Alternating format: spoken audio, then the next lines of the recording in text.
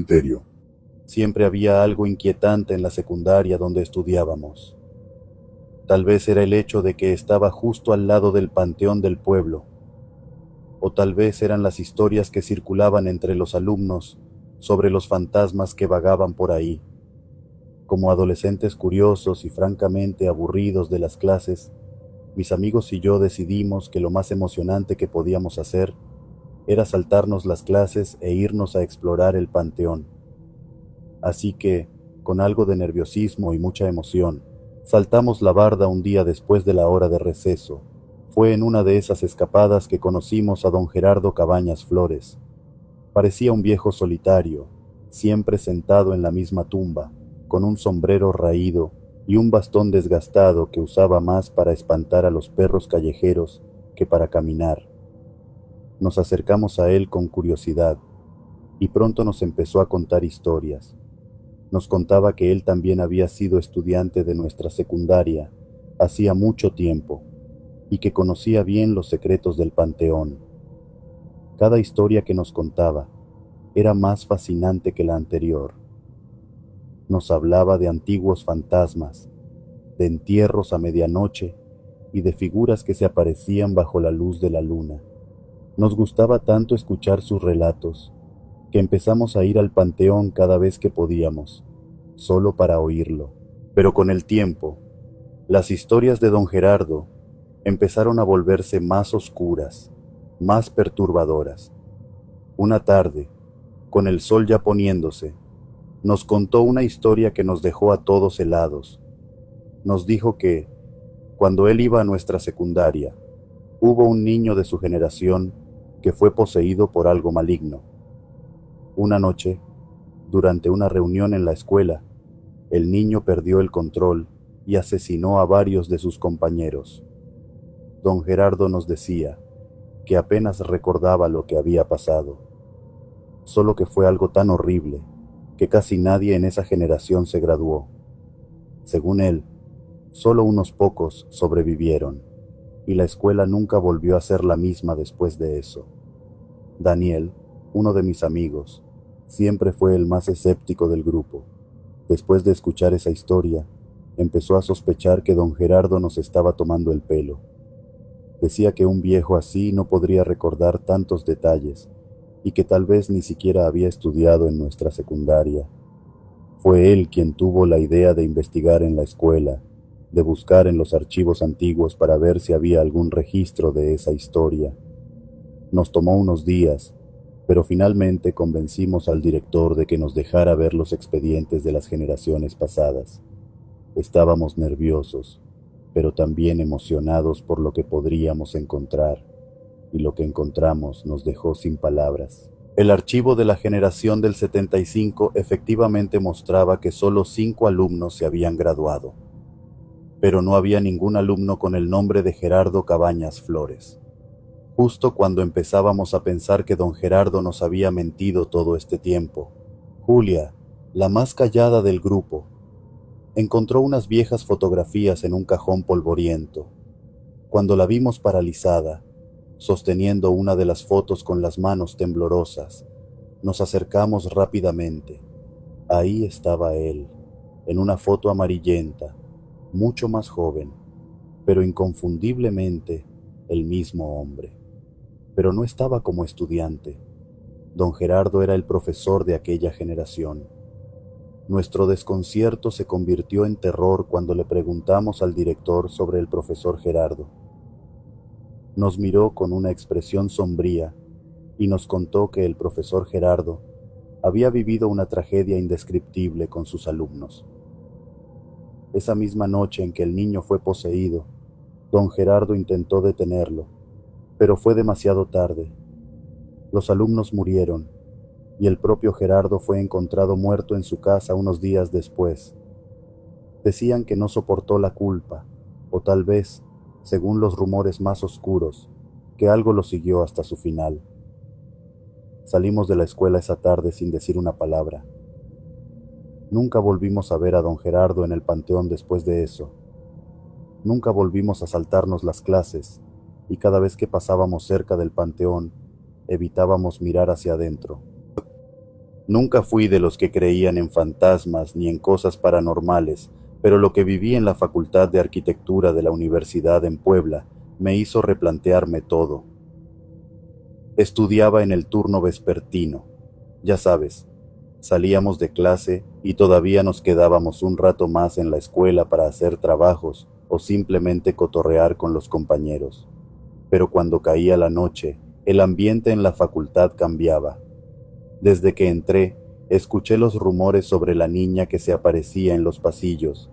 Al principio pensé que eran puras tonterías, historias que los más viejos contaban para asustar a los nuevos.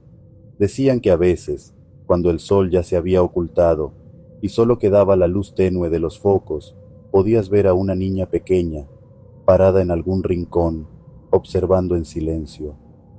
Todos hablaban de ella, pero nadie se atrevía a decir que la había visto de verdad.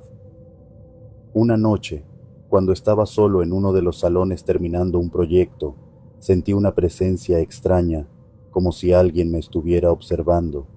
Me levanté para revisar si algún compañero se había quedado conmigo, pero no había nadie.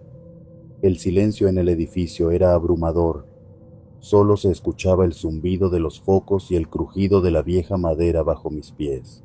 Decidí salir del salón para despejarme un poco, y al caminar por el pasillo, la vi. Era una niña, pequeña, no más de 6 años. Estaba de espaldas, observando hacia la puerta de otro salón al final del corredor. Su cabello largo y oscuro le caía sobre los hombros y vestía un sencillo vestido blanco, que se veía extraño en medio de la penumbra. Al principio pensé que era la hija de algún profesor, pero luego recordé los rumores y un escalofrío recorrió mi espalda. Sentía que algo no estaba bien. Me acerqué despacio tratando de ver si la niña necesitaba ayuda, pero antes de que pudiera llegar a ella, se giró lentamente. Cuando vi su rostro, me quedé paralizado. No era el rostro de una niña viva. Sus ojos estaban vacíos, sin vida, como si solo quedara un reflejo de lo que alguna vez fue. Su piel estaba pálida, casi traslúcida, y su boca dibujaba una mueca triste. La niña me observó por un segundo que se sintió eterno, y luego, sin decir nada, se giró nuevamente y comenzó a caminar hacia la puerta del salón. Pero cuando llegué a donde estaba, había desaparecido, como si nunca hubiera estado ahí. Mis manos temblaban mientras intentaba entender lo que acababa de ver. Esa misma noche, decidí preguntar a algunos compañeros sobre la niña. La mayoría evitó el tema, pero uno de ellos, que ya llevaba años en la facultad, me contó la historia real. Hace años, una profesora muy querida por todos había traído a su hija a la universidad. La niña tenía solo 6 años y solía jugar en los pasillos mientras su madre daba clases. Un día, mientras corría por el tercer piso, la niña tropezó y cayó desde la barandilla. La caída fue mortal, y desde entonces el aula donde ocurrió el accidente quedó marcada por su presencia. La profesora, destrozada por lo ocurrido, nunca más dio clases en ese salón. Después de escuchar eso, entendí por qué siempre había algo raro en ese lugar, una energía pesada que no se podía explicar. Y aunque muchos intentan ignorarlo, sé que no soy el único que ha visto a la niña. No sé si está atrapada, buscando a su madre o simplemente recreando sus últimos momentos. Lo único que sé es que desde esa noche, cada vez que paso por ese pasillo, evito mirar hacia ese salón, porque no quiero volver a encontrarme con esos ojos vacíos que me miraron desde el otro lado. Y te aseguro algo, esa niña sigue ahí. Posesión. Cuando estudiaba la prepa no imaginé lo que podía pasar, pero lo que vivimos ahí fue tan aterrador que todavía me dan escalofríos cada vez que lo recuerdo. Era una tarde cualquiera, uno de esos días donde no querías hacer nada más que salir rápido de clases y largarte a casa. Pero algunos compañeros, ya sabes, los más curiosos y aburridos, decidieron que sería buena idea jugar a la Ouija. Nunca me metí en esas cosas, pero esa vez, no sé por qué me quedé mirando desde una esquina del salón. Todo empezó como una broma, como siempre. Las risitas nerviosas, el no pasa nada puro cuento, y los dedos moviéndose sobre la tabla. Pero todo se volvió oscuro cuando Ana, una de las más calladas y reservadas del grupo, empezó a comportarse raro. Primero se quedó pálida, como si de repente todo el color se le hubiera ido del rostro. Luego, empezó a murmurar cosas que nadie entendía, palabras extrañas, en un idioma que ninguno de nosotros había oído antes. Al principio todos pensamos que estaba fingiendo para asustarnos, pero lo que vino después fue lo que nos hizo darnos cuenta de que esto no era un juego. Ana levantó la cabeza de golpe y nos miró con unos ojos que no parecían suyos. Eran como dos pozos negros, llenos de una furia y maldad que no se podía describir. Y su voz no era la de ella. Era grave, áspera, como si algo o alguien más estuviera hablando a través de ella. Empezó a gritar cosas horribles, a maldecirnos a todos. Decía que estábamos malditos, que habíamos despertado algo que no debía ser molestado. Yo me quedé congelado, no podía moverme, ni siquiera podía hablar. Todo el salón estaba en silencio. Solo se escuchaban los gritos de Ana y el ruido de las sillas cuando algunos compañeros corrieron hacia la puerta para salir corriendo.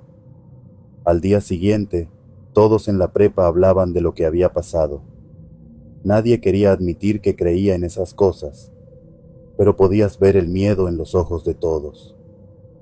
Y entonces, llegó la noticia que nos dejó a todos sin aliento.